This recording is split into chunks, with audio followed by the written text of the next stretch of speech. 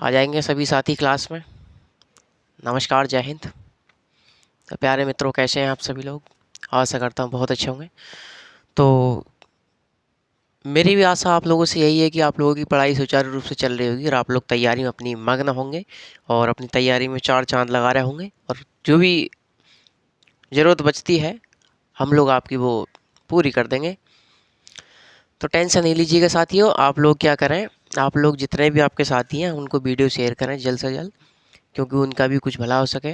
क्योंकि देखो, एक बार वीडियो देखने के बाद यदि आप कोई भी किताब पढ़ते हैं तो आपको समझ में आ जाएगी। कोशिश ये होगी कि आपकी 95% यानी कि 90% से 95% जो आपके क्वेश्चन हैं राजनीतिक विचारकों से, पॉलिटिकल थिंकर से, वहाँ से आपसे क्वेश्चन जो है आपको मिले एग्जाम में देखने के लिए। तो कोशिश साथियों यही रहेगी, आप लोग सपोर्ट बनाए रखें।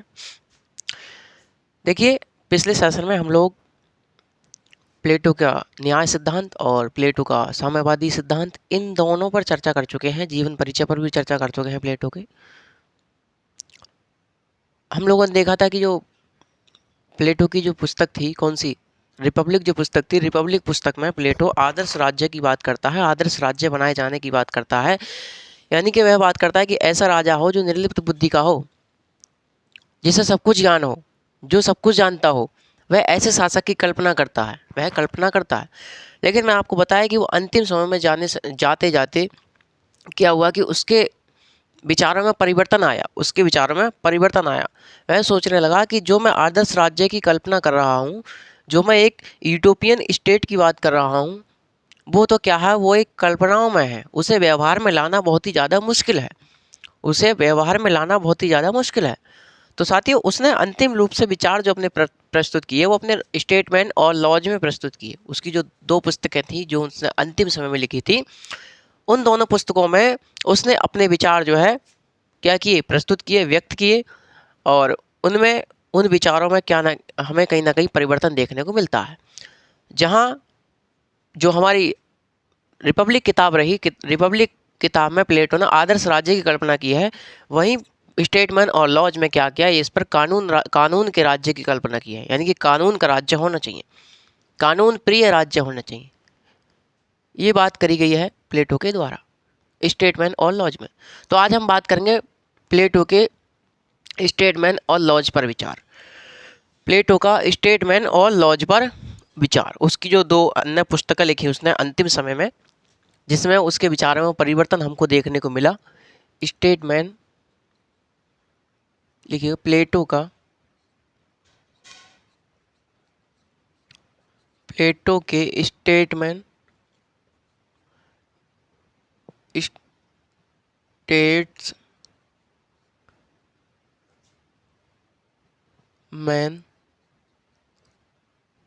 और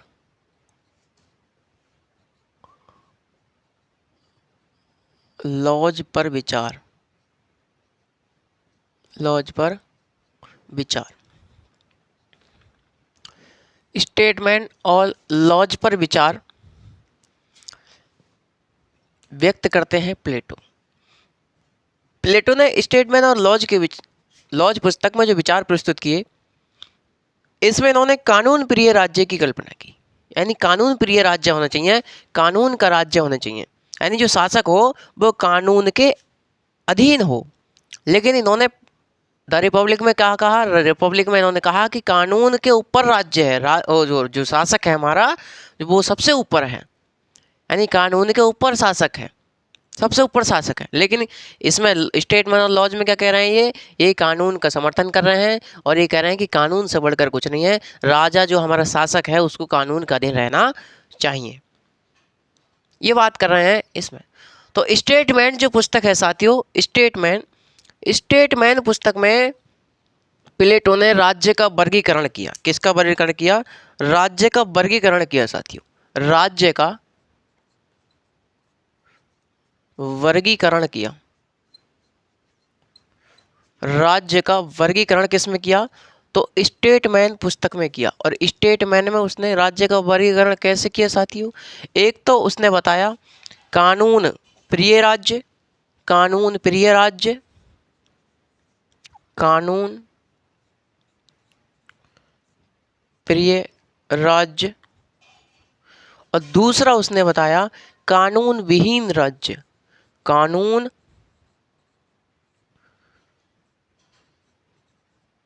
विहीन राज्य किसने बताया? तो हमारे प्लेटो ने बताए। तो जो कानून प्रिय राज्य होता है साथियों, जो हमारा कानून प्रिय राज्य होता है उसमें क्या होता है? इसमें साथियों कानून का शासन होता है। इसमें कानून का शासन होता है। पहली बात क्या विशेषताएं होंगी इसकी कि इसमें कानून का शासन होगा। पहली बात तो कानून का शासन, यानी कि सबसे ऊपर क्या होगा? कानून होगा, कानून का शासन होगा, यानी कि राजा से या फिर शासक के ऊपर क्या होगा? कानून होगा। कानून के अधीन हमारा क्या होगा? शासक होगा। सर्वोत्तम क्या होगा? यहाँ पर कानून होगा। दूसरा यहाँ पर क्या होगा? राजतंत्र सर्वोच्च होगा। क्या होगा यहाँ पर? राजतंत्र सर्वोच्च होगा। राजतंत्र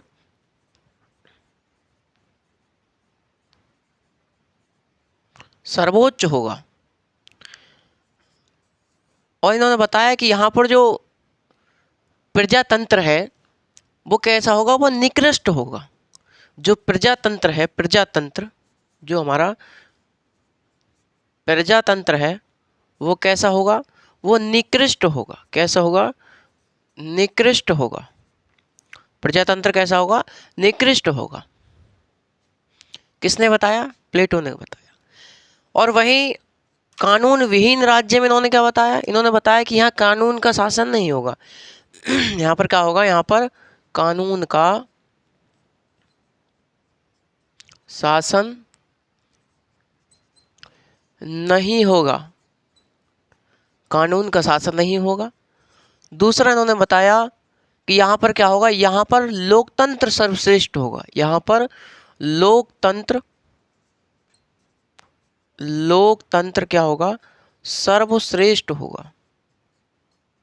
लोकतंत्र सर्वश्रेष्ठ होगा। तीसरा इन्होंने बताया कि यहाँ पर जो राजतंत्र है वो निकृष्ट होगा। राजतंत्र कैसा होगा? यहाँ पर राजतंत्र कैसा होगा साथियों? यहाँ पर निकृष्ट होगा।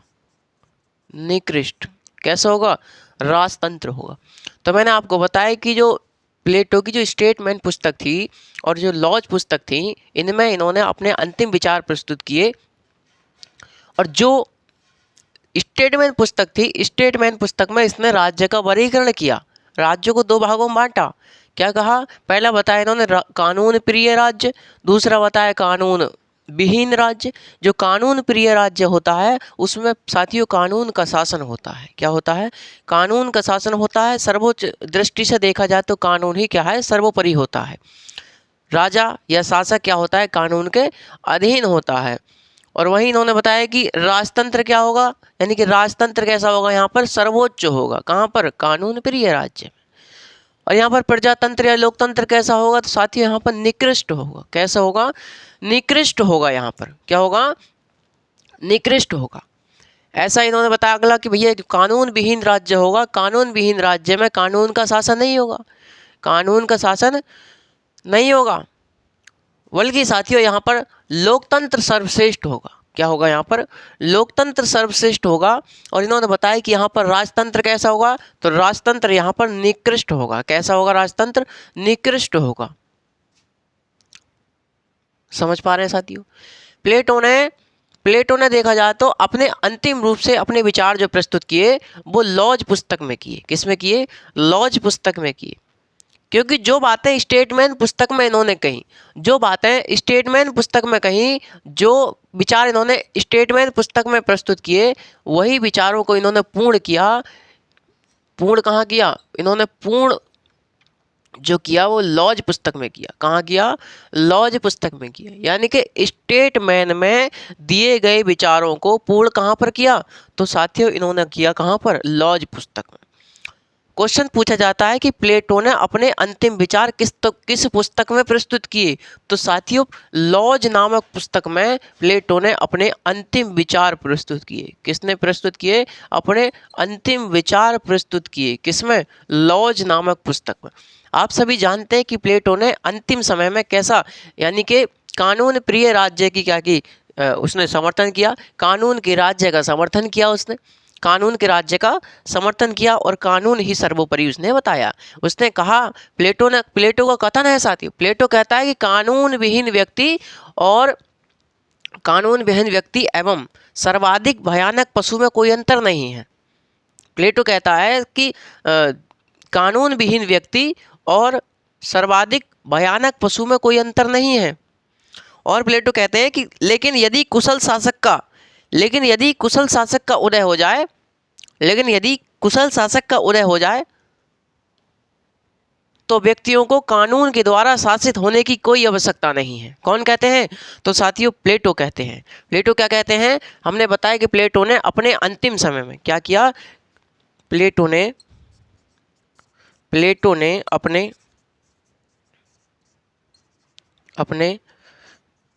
अंतिम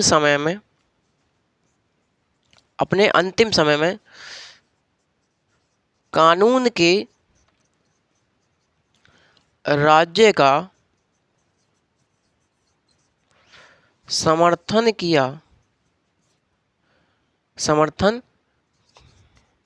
किया है।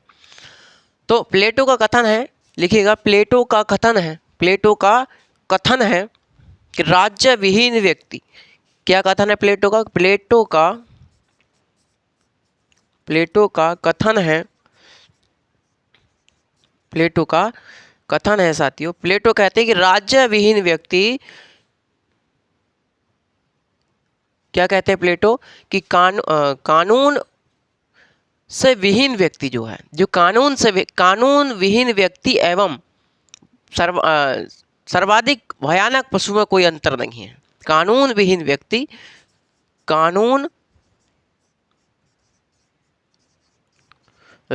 व्यक्ति और सर्वाधिक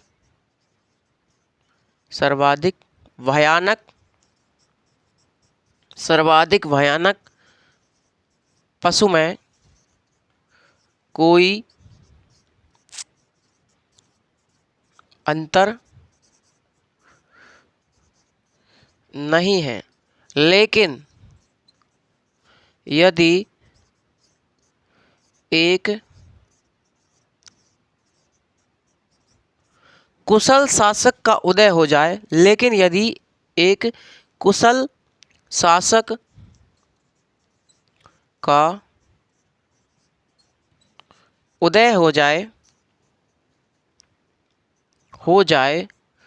तो व्यक्तियों को कानून के द्वारा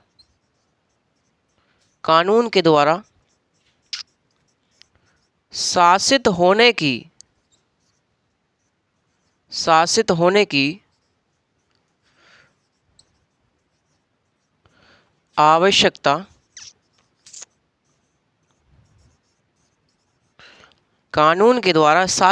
की आवश्यकता नहीं है।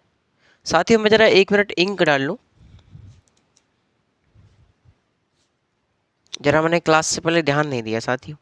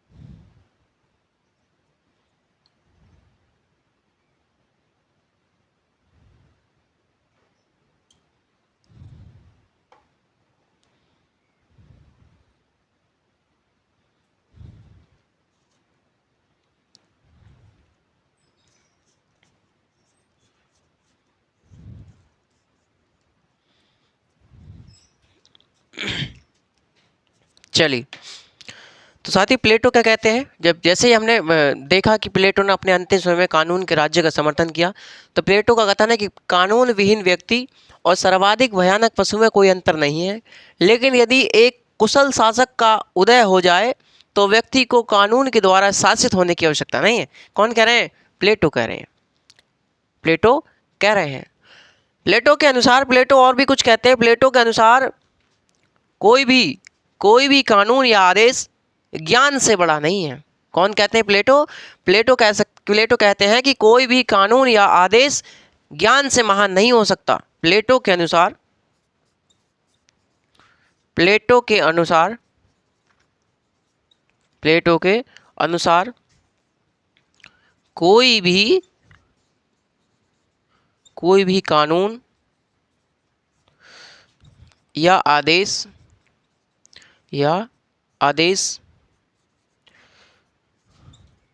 ज्ञान से बड़ा नहीं हो सकता। कौन कह रहे हैं भैया? प्लेटो कहते हैं कि कोई भी कानून या आदेश ज्ञान से बड़ा नहीं हो सकता। कौन कह रहे हैं साथियों? तो ये प्लेटो कहते हैं हमारे। प्लेटो कह सकते हैं बड़ा या फिर महान नहीं हो सकता। कौन कहते हैं? प्लेटो। प्लेटो ने लॉज नामक पुस्तक में अपने अंतिम विचार प्रस्तुत किए साथियों। लॉज नामक पुस्तक में अपने अंतिम विचार प्रस्तुत किए, और जो विचार प्लेटो ने अपने रिपब्लिक पुस्तक में प्रस्तुत किए थे, और अंतिम विचार कहाँ प्रस्तुत कर रहे हैं? लॉज नामक पुस्तक में। तो इन दोनों में अंतर क्या क्या थे? इन दोनों में अंतर क्या क्या थे साथियों? मतलब प्लेटो रिपब्लिक में क्या सोचते थे, और प्लेटो ने लॉज नामक पुस्तक में क्या क्या परिवर्तन किए साथियों, क्या क्या परिवर्तन किए। आज हम उन्हीं सब बातों पर चर्चा करेंगे, उन्हीं सब बातों पर चर्चा करने वाले हैं। ये जरा नोट कीजिए साथियों, ये जरा नोट कीजिए, स्क्रीनशॉट मार लीजिए। ठीक है, चलिए आगे बात करते हैं कि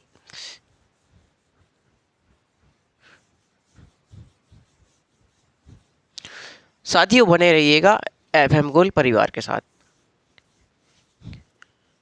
क्योंकि और ऐसा किया करें, आप लोग कमेंट कर दिया करें वीडियो के नीचे आपको क्लास कैसी लगी, क्योंकि हमें भी आपकी बेसब्री से इंतज़ार रहता है आपके कमेंट का, कि हम जो पढ़ा रहे हैं वो हमारे साथियों के लिए पसंद आ रहा है या फिर नहीं पसंद आ रहा है।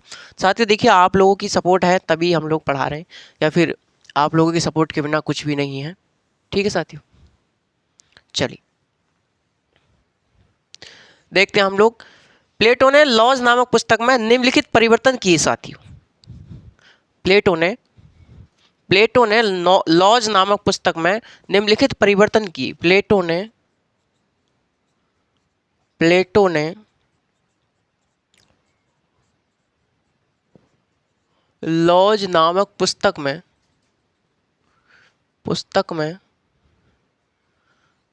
निम्नलिखित परिवर्तन किए।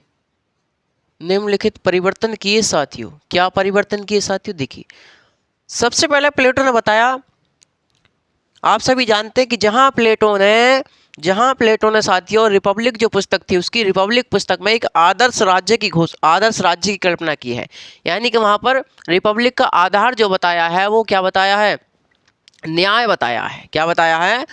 न्याय को बताया है। कैसा आदर्श न्याय या फिर न्यायपूर्ण राज्य होना चाहिए, किसने बताया है? तो प्लेटो ने अपनी रिपब्लिक पुस्तक में रिपब्लिक का आधार किसे माना है? तो न्याय को माना है। वहीं लॉज नामक पुस्तक जो है प्लेटो की, लॉज नामक पुस्तक में प्लेटो ने इसका आधार किसे माना है? तो आत्मनियंत्रण को माना है। किसको माना साथियों? आत्मनियंत्रण को माना है। लिखिएगा कि जहां रिपब्लिक में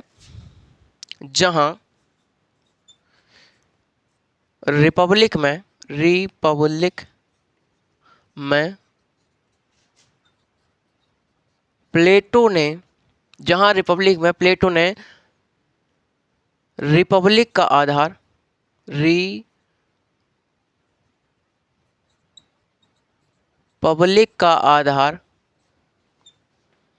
रिपब्लिक का आधार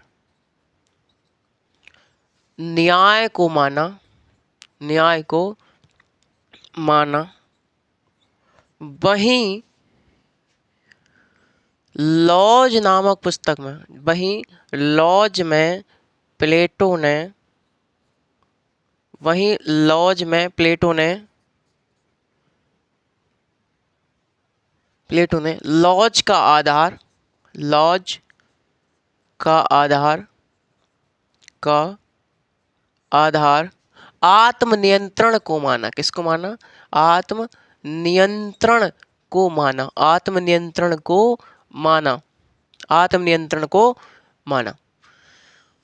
तो पहला अंतर हमें पता चल गई कि जहां रिपब्लिक में प्लेटो ने रिपब्लिक का आधार किसको माना? तो न्याय को माना। वहीं लॉज नामक पुस्तक में प्लेटो ने इसका आधार किसे माना? साथियों, आत्मनियंत्रण को इसका आधार माना। दूसरा है कि जहां रिपब्लिक में इसने कहा था कि जो एक आदर्श राजा होगा, यानी कि आदर्श राज्य में जो एक राजा होगा वो कैसा होगा? निर्लिप्त बुद्धि का होगा, जिसे सब कुछ ज्ञान हो, वह सभी कानूनों से ऊपर होगा। यानी कि जो शासक होगा उस पर किसी कानून के नियंत्रण नहीं होगा, उस पर किसी कानून का नियंत्रण नहीं होगा। बल्कि ये जो हमारी लॉज नामक पुस्तक है, लॉज नामक पुस्तक में इसने कहा प्लेटो ने कि जो शासक होगा वो कानून के अधीन होगा, कानून के अधीन होगा। तो साथियों, जहां रिपब्लिक में शासक को सभी कानूनों से पूर्णतः स्वतंत्र माना, वहीं लॉज में शासक को कानून के अधीन माना। लिखिएगा, जहां रिपब्लिक में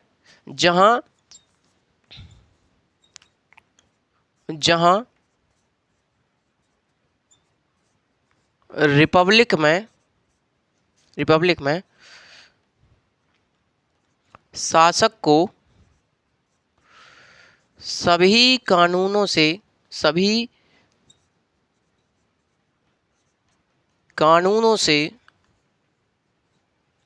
पूर्णतः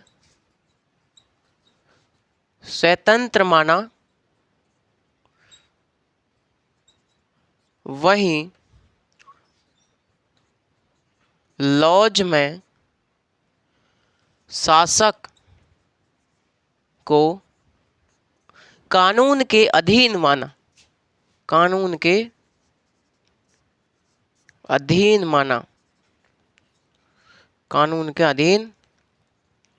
माना। तो जहां रिपब्लिक में शासक को सभी कानूनों से क्या माना? ऊपर माना, यानी कि उसको स्वतंत्रता प्राप्त थी, स्वतंत्र था वो सभी कानूनों से। वही लॉज नामक पुस्तक में उसने कानून का समर्थन किया और कानून के अधीन माना है। किसको साथियों? किसको माना? तो हमारे शासक को माना। तो ऐसे ही इन्होंने बताया कि भाई जो प्लेटो थे, प्लेटो ने साम्यवादी सिद्धांत आपने पढ़ा है, और प्लेटो का जो साम्यवादी सिद्धांत था उसमें क्या कहा था प्लेटो ने? जहां साथियों रिपब्लिक में अभिभावक वर्ग को परिवार एवं संपत्ति में साम्यवाद की स्थापना की गई थी। यानी कि मैंने आपको बताया कि शासक वर्ग और जो सैनिक वर्ग था, इसको प्लेटो ने अभिभावक वर्ग बोला था। और इसी अभिभावक वर्ग में प्लेटो ने परिवार और संपत्ति पर साम्यवाद क्या किया था? भारित किया था। यानी साम्यवाद को इस पर लागू किया था, परिवार और संपत्ति पर,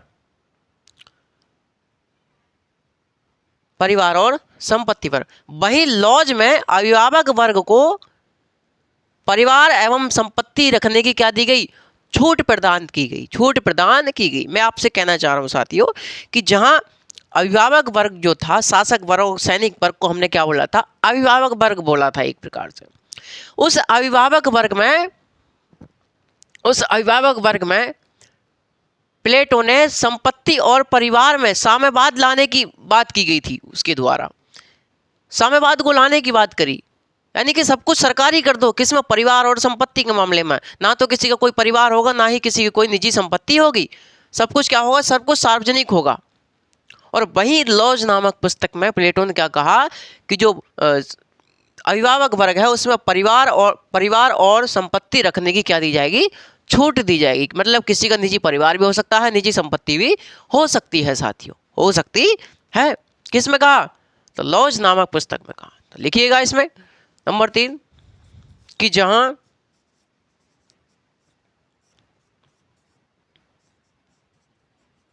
जहां रिपब्लिक में प्लेटो ने अभिभावक वर्ग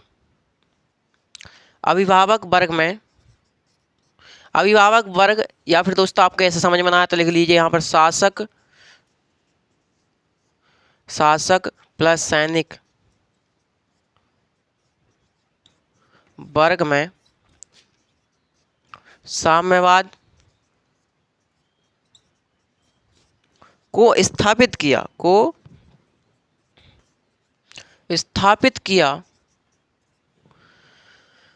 वही लॉज नामक पुस्तक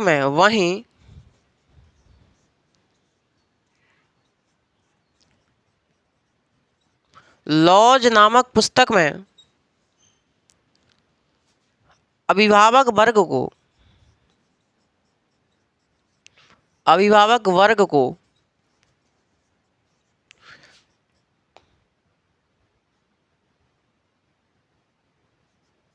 परिवार और संपत्ति रखने की छूट प्रदान की गई। किस में साथियों? तो लॉज नामक पुस्तक में। अगला आता है कि भैया जहां रिपब्लिक जो पुस्तक थी, रिपब्लिक पुस्तक में क्या किया था प्लेटो ने? रिपब्लिक पुस्तक में केवल सरकारी शिक्षा पर क्या दिया था? जोर दिया था अत्यधिक। किसने? प्लेटो ने। जहां प्लेटो ने रिपब्लिक में सरकारी शिक्षा का समर्थन किया है, मतलब सब कुछ सरकारी होगा। पहले तो आप जान चुके हैं कि भैया उसने माना कि किसी के पास कोई निजी परिवार नहीं होगा, कोई निजी संपत्ति नहीं होगी, प्रत्येक महिला का प्रत्येक पुरुष के साथ संबंध होगा, प्रत्येक पुरुष का प्रत्येक महिला के साथ संबंध होगा, और उससे जो संतान उत्पन्न होगी उन दोनों से, उसको राजगृह में रखा जाएगा, उसको राज दरबार में रखा जाएगा, उसको सरकार को दे दिया जाएगा, वो सार्वजनिक बच्चा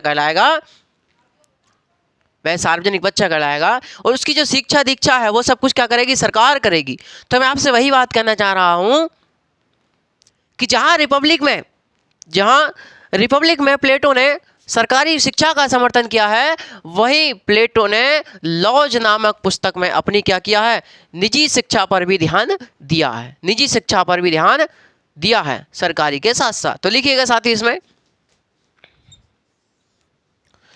कि जहां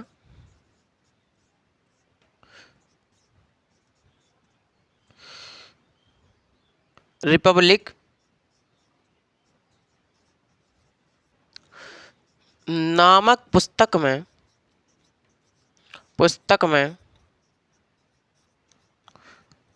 प्लेटो ने जहां रिपब्लिक नामक पुस्तक में प्लेटो ने केवल सरकारी शिक्षा का समर्थन किया,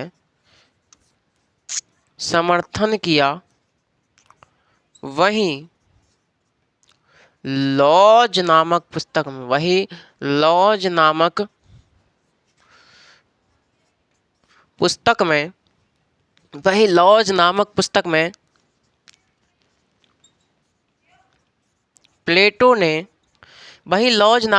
में प्लेटो ने सरकारी के साथ साथ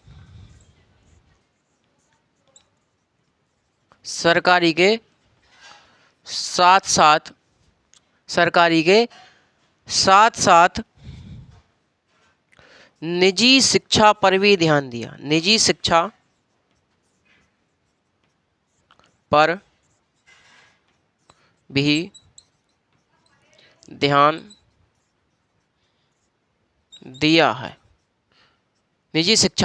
दिया है। तो साथियों इसका स्क्रीनशॉट मार लीजिए आप लोग। एक और लिखना चाहें तो आप लोग लिख सकते हैं इसमें ही, इसमें रिपब्लिक में क्या, इसमें लॉज में क्या परिवर्तन किए गए रिपब्लिक से। तो आपसे भी जानते हैं कि जहां रिपब्लिक में प्रत्येक व्यक्ति को अपने अपने कार्यों को करने के लिए समाज को वर्गीकृत किया गया था। मैंने आपसे कहा कि जहां रिपब्लिक में समाज के वर्गों को बांट दिया था, शासक वर्ग, सैनिक वर्ग और उत्पादक वर्ग। इन्होंने कहा था कि प्रत्येक वर्ग अपने अपने कार्य करेगा। जब प्रत्येक वर्ग अपने अपने कार्य करेगा तो न्याय की उत्पत्ति होगी और आपस में सामंजस्य की स्थिति बनाए रहेगा। क्या होगा? न्याय की उत्पत्ति होगी, न्यायपूर्ण राज्य कहलाएगा। यानी कि जहां क्या हुआ, रिपब्लिक में सभी वर्गों के कार्यों को क्या किया, निर्धारित कर दिया प्लेटो ने। क्या कर दिया? सभी के कार्यों के लिए, समाज के लिए क्या कर दिया, वर्गीकृत कर दिया या फिर निर्धारित कर दिए सभी के कार्य। वहीं लॉज नामक पुस्तक में इन्होंने कहा कि मिश्रित कार्यों को जन्म दिया। इसने कहा कि मिश्रित कार्य भी आप कर सकते हैं, मिश्रित कार्यों को करते समय और आपस में सामंजस्य की स्थिति पैदा कीजिए। क्या कीजिए? मिश्रित कार्यों को करते समय आपस में सामंजस्य की स्थिति बनाए रखिएगा। लिखिएगा साथियों, इसका लिख लीजिए बोर्ड पर, थोड़ी मैं मिटा दूं फिर दिक्कत होगी। आप लिखिएगा कि जहां रिपब्लिक नामक पुस्तक में, कि जहां रिपब्लिक नामक पुस्तक में, रिपब्लिक नामक पुस्तक में प्लेटो ने प्रत्येक वर्ग के, प्रत्येक वर्ग के कार्यों में बंटवारा किया, कार्यों में बंटवारा किया। वही लॉज नामक पुस्तक में, वही लॉज नामक पुस्तक में प्लेटो ने मिश्रित कार्यों को करते समय कहा कि मिश्रित कार्यों को करते समय आपस में सामंजस्य की स्थिति बनाए रखें। सामंजस्य की स्थिति बनाए रखना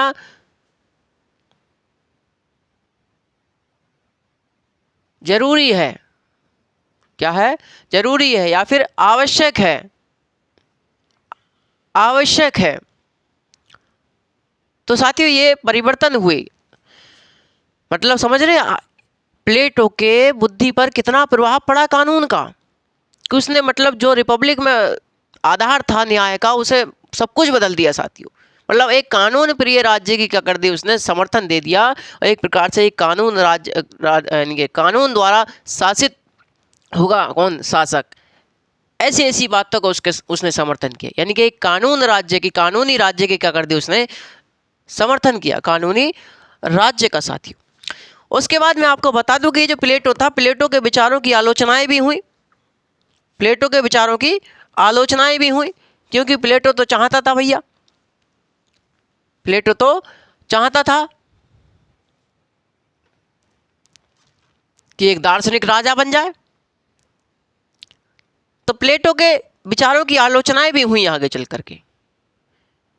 हालांकि उसने विचार तो अपने बदले लॉज नामक पुस्तक में, लेकिन भैया जो आलोचक हैं, जिन्होंने आलोचनाएं करी, उन सबको भी हम एक बार देख लेंगे साथियों, उनको भी हम एक बार देख लेंगे। तो अगला हेडिंग डालेंगे हम लोग, प्लेटो के विचारों की आलोचना। प्लेटो के विचारों की आलोचना, प्लेटो के विचारों की आलोचना।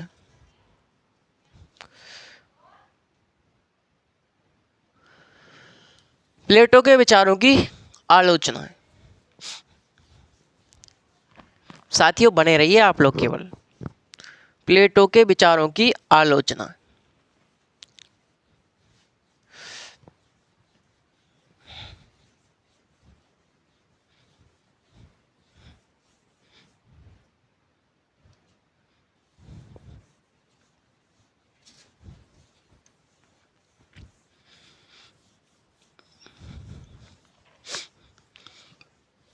प्लेटो के विचारों की आलोचना है। हेडिंग डालिए साथियों,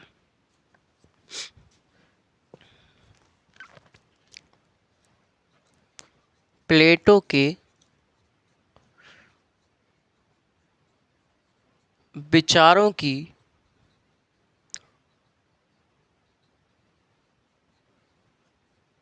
आलोचनाएं, प्लेटो के विचारों की आलोचनाएं। साथ ही प्लेटो के विचारों में सबसे पहले आलोचना करने वाले आते हैं कार्ल पापर। कौन आते हैं? कार्ल पापर। तो कार्ल पापर ने कहा, साथियों कार्ल पापर कहते हैं कि प्लेटो जो है वो विशेषाधिकारों को न्याय कहकर पुकारता है। क्या कहकर पुकारता है? कि प्लेटो जो है वो विशेषाधिकारों को ही न्याय बताता है, विशेषाधिकारों को न्याय कहकर पुकारता है। जबकि हम विशेषाधिकारों के अभाव को न्याय बताते हैं। जबकि हम क्या कहते हैं? जबकि हम विशेषाधिकारों के अभाव को ही न्याय कहते हैं। तो क्या कहा कार्ल पापर ने? कार्ल पापर ने कहा कि प्लेटो विशेषाधिकारों को ही न्याय बताता है। क्या कहा? कि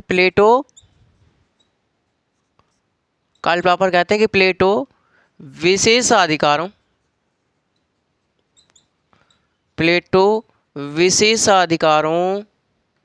को ही न्याय बताता है, लेकिन हम विशेषाधिकारों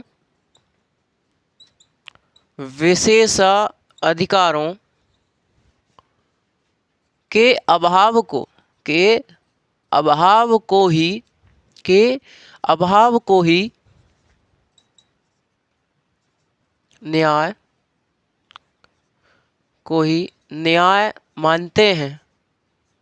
न्याय मानते हैं। जबकि हम विशेषाधिकारों के अभाव को ही क्या मानते हैं साथियों? हम लोग न्याय मानते हैं। कौन कहते हैं? कार्ल पापर कहते हैं। एक आते हैं बारकर। कौन आते हैं? बारकर ने प्लेटो का न्याय वास्तव में, बारकर कहते हैं कि प्लेटो का न्याय वास्तव में न्याय नहीं है।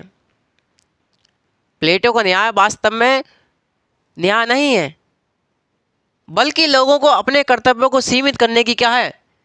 एक भावना मात्र है।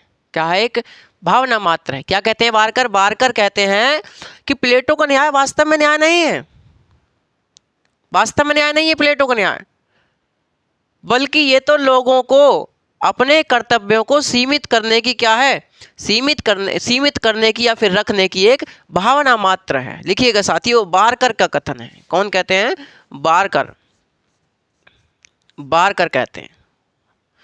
बारकर कहते हैं कि प्लेटो का न्याय वास्तव में न्याय नहीं है। प्लेटो का न्याय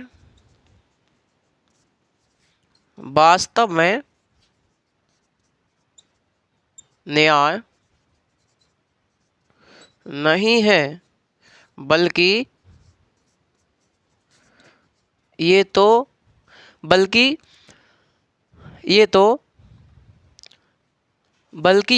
लोगों को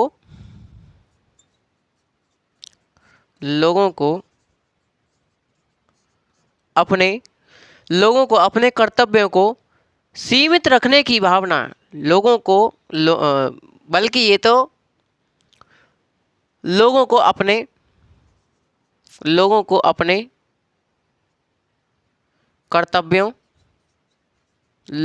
अपने कर्तव्यों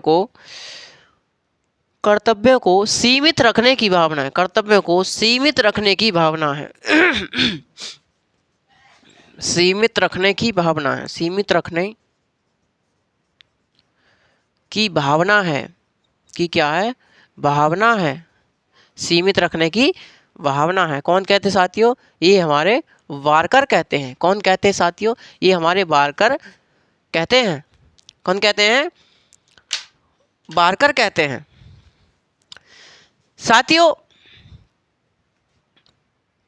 अगला जो विचार है हमारा, प्लेटो का एक हमारा दार्शनिक राजा कैसा था, यानी कि प्लेटो का एक दार्शनिक राजा जो उसने परिकल्पना की दार्शनिक राजा की, वह कैसा था? तो प्लेटो के दार्शनिक राजा कैसा था? प्लेटो का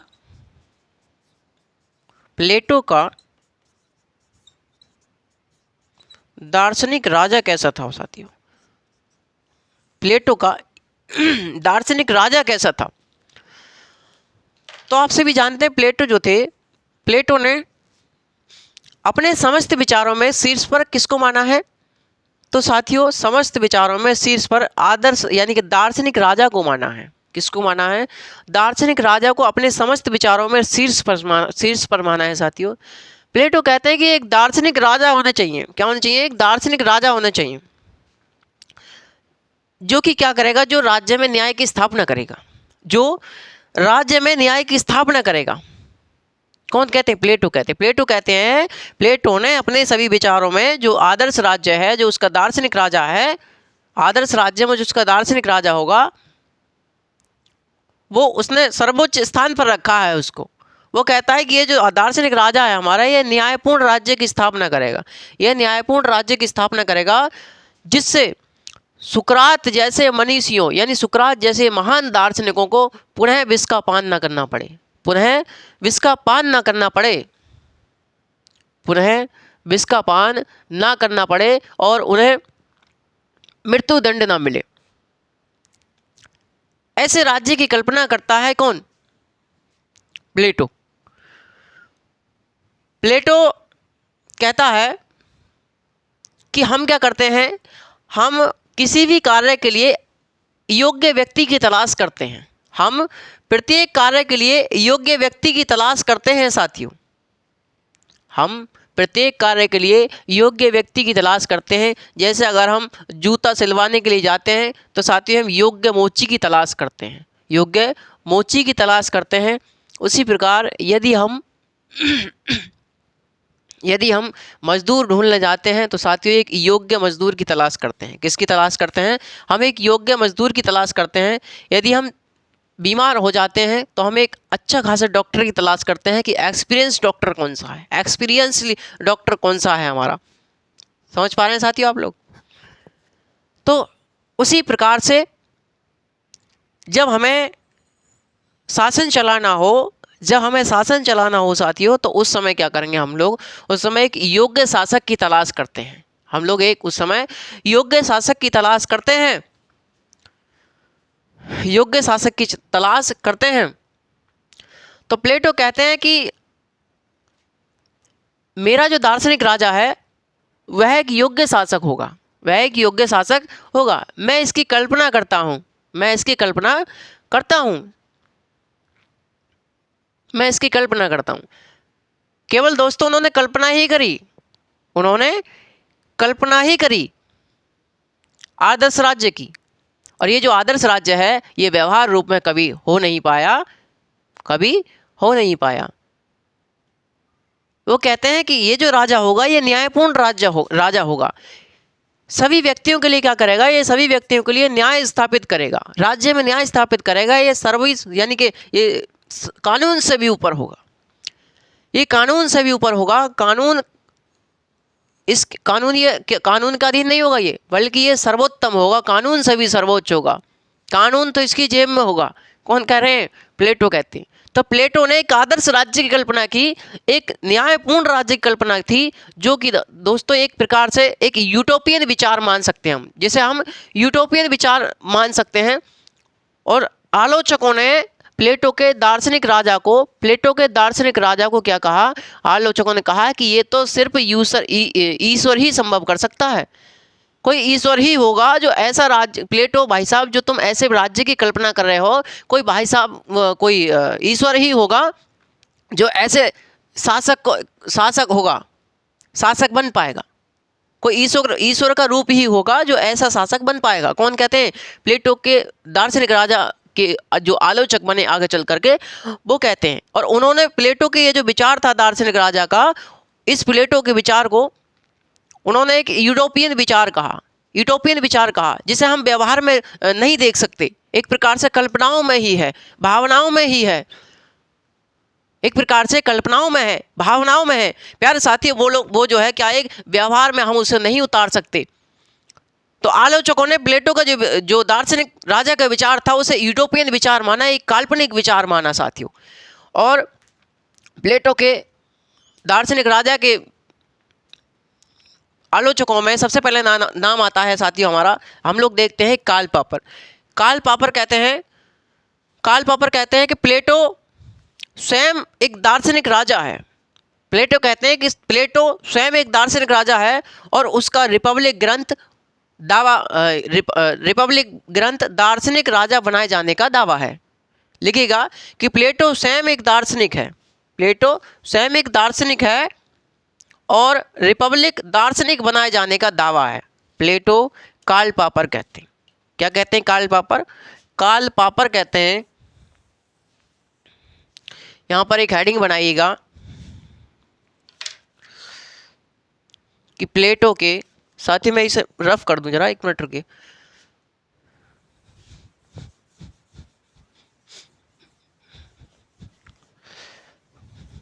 आप लोग साथियों बने रहिए क्लास में, टेंशन नहीं लीजिए किसी बात की, पेपर की खोपड़ी में छेद करवा देंगे हम, बिल्कुल भी टेंशन नहीं लीजिएगा। और जल्दी जल्दी सिलेक्शन लीजिए और हम लोगों को अपना मुंह मीठा करवाइए हमारा, और अपना भी कीजिए, आइए कभी घर पर हमारे।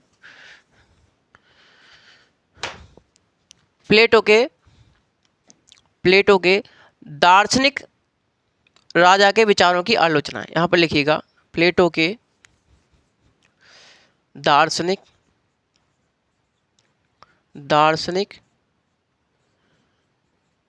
राजा के विचारों की आलोचना है। साथ ही ये जो मैं कथन लिखता हूँ ना, कथन, ये समझ लीजिए कथन जो लिखता हूँ ये वेरी इंपॉर्टेंट है, क्योंकि कथन इसमें क्या होता है, ये राजनीतिक विचारक जो होते हैं इनमें पुस्तक वगैरह पूछता है या फिर किसके विचार क्या थे, और जो कथन पूछता है इसमें, और कथन पूछता है और कुछ नहीं पूछता। पुस्तक पूछेगा, विचारों से पूछेगा कि इसके राज्य की उत्पत्ति पर क्या विचार थे, न्याय पर क्या विचार थे, साम्यवाद पर क्या विचार थे, तो ऐसे थ्योरी टाइप पूछ लेगा एक, या फिर साथियों कथन पूछेगा। कथन तो बहुत ही पूछता है, तो ये कथन जो है आप लोगों के लिए वेरी इंपॉर्टेंट हो जाते हैं। सबसे पहले आते हैं कार्ल पापर। कार्ल पापर कौन आते हैं हमारे? कार्ल पापर का कथन है, कार्ल पापर का कथन है। कौन आते हैं साथियों? कार्ल पापर आते हैं। तो कार्ल पापर क्या कहते हैं कि प्लेटो स्वयं एक दार्शनिक राजा है, कि प्लेटो, ये कहते हैं कि प्लेटो स्वयं एक दार्शनिक राजा है। ये कहते हैं कि प्लेटो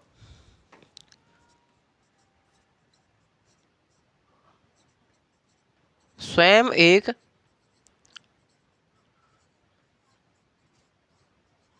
दार्शनिक राजा है, और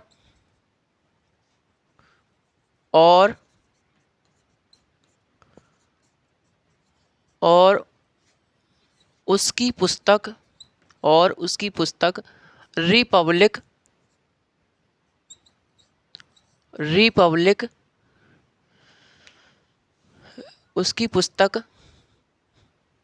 रिपब्लिक दार्शनिक राजा बनाए जाने का दावा है। दार्शनिक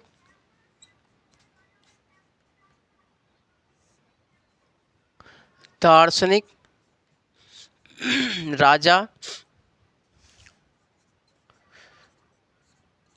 बनाए जाने का दावा है। कौन कह रहे हैं साथियों? तो ये हमारे कार्ल पापर कहते हैं। कार्ल पापर ने क्या कहा कि जो हमारा प्लेटो है, प्लेटो स्वयं एक दार्शनिक राजा है, और प्लेटो की जो पुस्तक है रिपब्लिक एक दार्शनिक राजा बनाए जाने का क्या है? दावा है। ये दावा करती है दार्शनिक राजा बनाए जाने का। समझ पा रहे हैं साथियों? आप लोग समझ पा रहे हैं? चलिए अगले आते हैं हमारे, यही कार्ल पापर जो है, कार्ल पापर ने प्लेटो को प्रथम फांसीवादी विचारक कहा। किसने? कार्ल पापर ने ही क्या कहा? कार्ल पापर ने ही प्लेटो को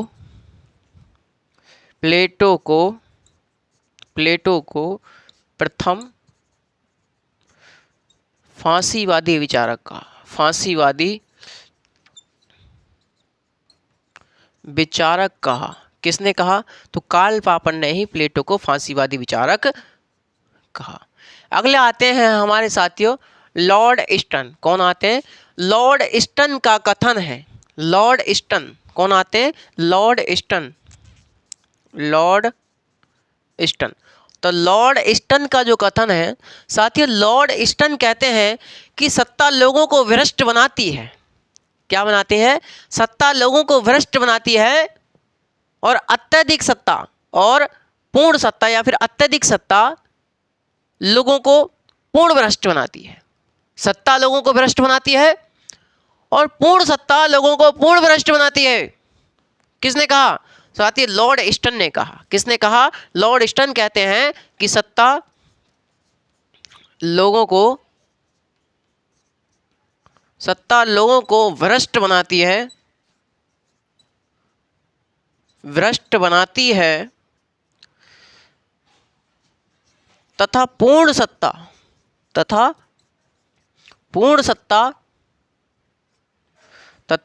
सत्ता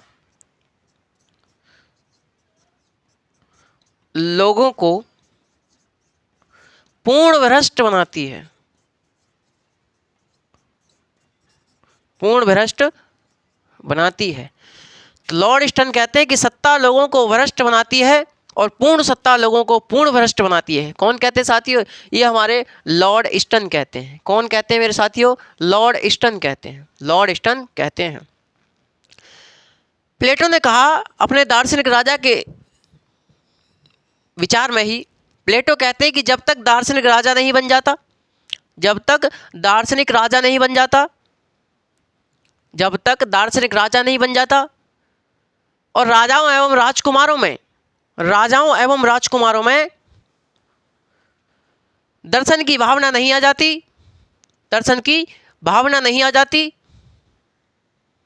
तब तक राज्य बुराइयों से मुक्त नहीं हो सकता। तब तक राज्य बुराइयों से मुक्त नहीं हो सकता। तो प्लेटो कहते हैं, प्लेटो ने अपने दार्शनिक राजा के पक्ष में कहा, दार्शनिक राजा के पक्ष में कहा, के पक्ष में तर्क दिया, के पक्ष में तर्क दिया। साथियों क्या कहा प्लेटो ने अपने दार्शनिक राजा के पक्ष में? कि इन्होंने कहा कि जब तक दार्शनिक राजा नहीं बन जाता, जब तक, इन्होंने कहा कि जब तक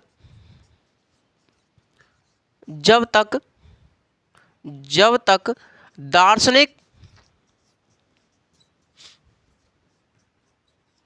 राजा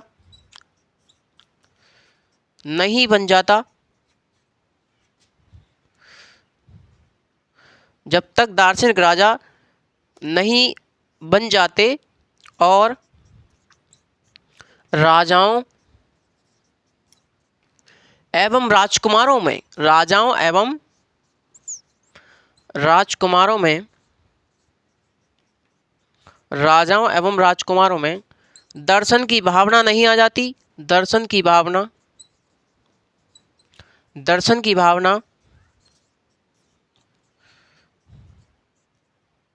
नहीं आ जाती, दर्शन की भावना नहीं आ जाती, तब तक राज्य बुराइयों से मुक्त नहीं हो सकता। तब तक राज्य बुराइयों से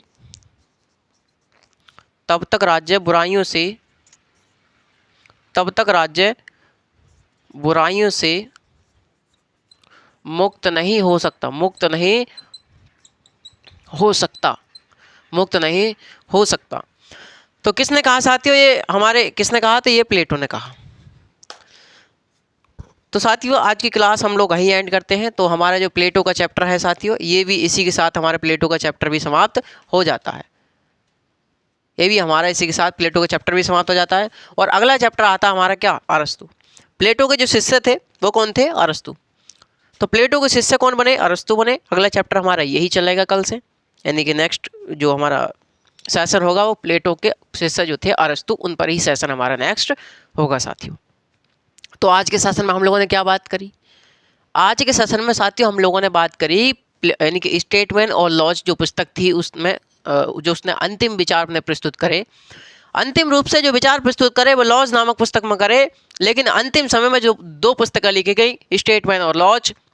स्टेटमैन पर उसने जो विचार प्रस्तुत किए वो उसने राज्य का वर्गीकरण किया, और लॉज नामक पुस्तक में पूरी तरीक़ा से उसने अपने विचार जो है प्रस्तुत किए। और लॉज नामक पुस्तक जो थी साथियों, लॉज नामक जो पुस्तक थी, इसकी जो लॉज नामक पुस्तक थी वह सबसे बड़ी पुस्तक थी। क्या थी? सबसे बड़ी पुस्तक थी साथियों। क्या थी साथियों? सबसे बड़ी पुस्तक थी। सबसे